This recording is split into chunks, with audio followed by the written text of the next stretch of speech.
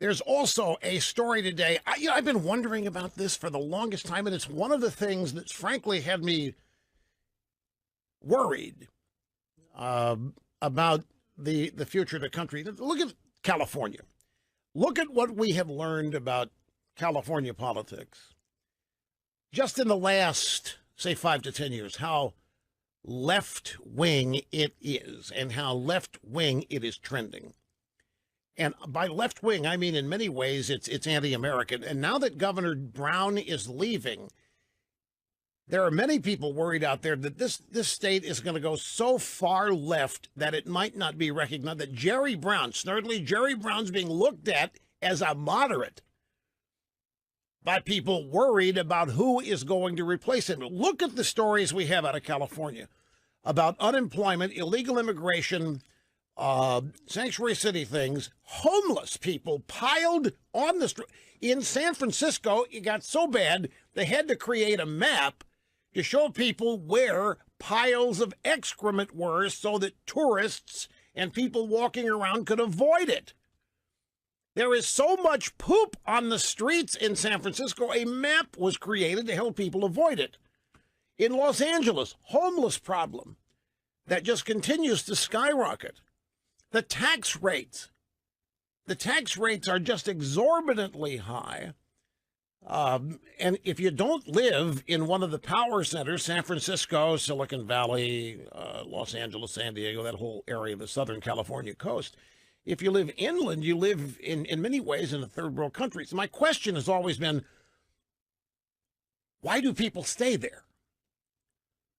Why aren't there more people leaving that state? I've been asking myself, is this state, are the people of this state really this far left? Are they really this far gone? As far left and as far gone as people who run for office out there, local and national, and get elected. And finally, there's a story today. This is at the San Francisco CBS Bureau. San Francisco Bay Area experiences mass exodus of residents. I have been wondering. Now, we know that there has been a migration of small business people out of California to places like Idaho. But it hasn't been anything momentous, although it's been happening. But this story out of San Jose, the number of people packing up and moving out of the Bay Area just hit its highest level in more than 10 years. Carol Dayback, 40 years living in San Jose, she's now part of the mass exodus that is showing no signs of slowing down. She's a retired engineer moving to Tennessee. Said, I loved it here when I first got here. I really loved it here, but it's just not the same. And one of the things that's driving people out, and not on reflection, I'm not surprised it's not being reported. What's driving people out is this sanctuary city stuff. And the open-armed welcome and open invitation to the dregs of the world to come to California. Who would want to stay there in these circumstances? And I have been perplexed and surprised that we haven't heard of more people leaving. Would you want your neighborhood infested with the world's worst? And would you want the government of your neighborhood openly welcoming them and then offering to shield them from the law? Particularly if it's federal law. Would you want your mayor, your town council, shielding the dregs, the gangs, the abject poverty, the human debris that's finding its way in because the state government is sending an everyday open extended invitation? Why stay? Well, it turns out people aren't.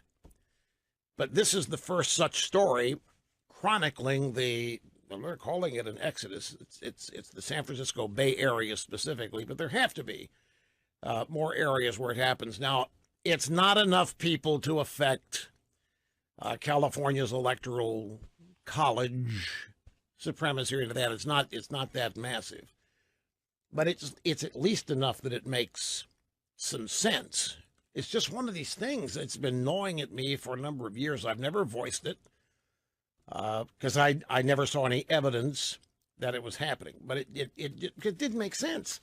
It just doesn't make sense that California is openly It's like the National Democrats are going out of their way to welcome all of these dreamer kids at the expense of American kids who also dream. And when you point that out, like Trump did in the State of the Union speech, that Americans are dreamers too, and that American kids said, look how mad the Democrats get.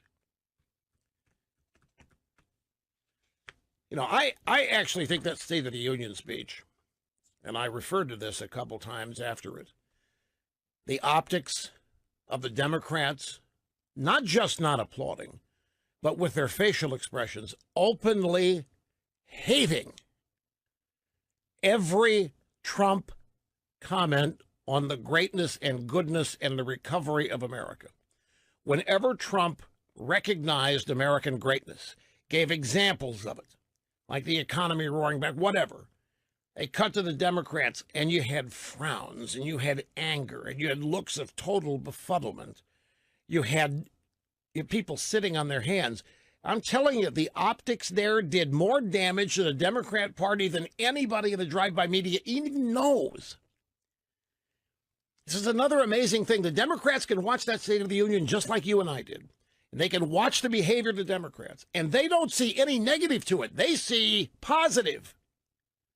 They see that was the resistance. That's exactly what's happening here. That was the resistance. And then they get something positive, and it's somehow going to help Democrats in the ballot box. And it's just the exact opposite. The Democrats allowed that to hammer another nail into their coffin. But they don't see that. But I do. And I think the Democrat Party is in heap big trouble. They don't know it. Some of them might. But they don't know it. They look at random examples where they think they're victorious and think they're coming back. They've already told themselves they've won the 2018 midterms. They're already over.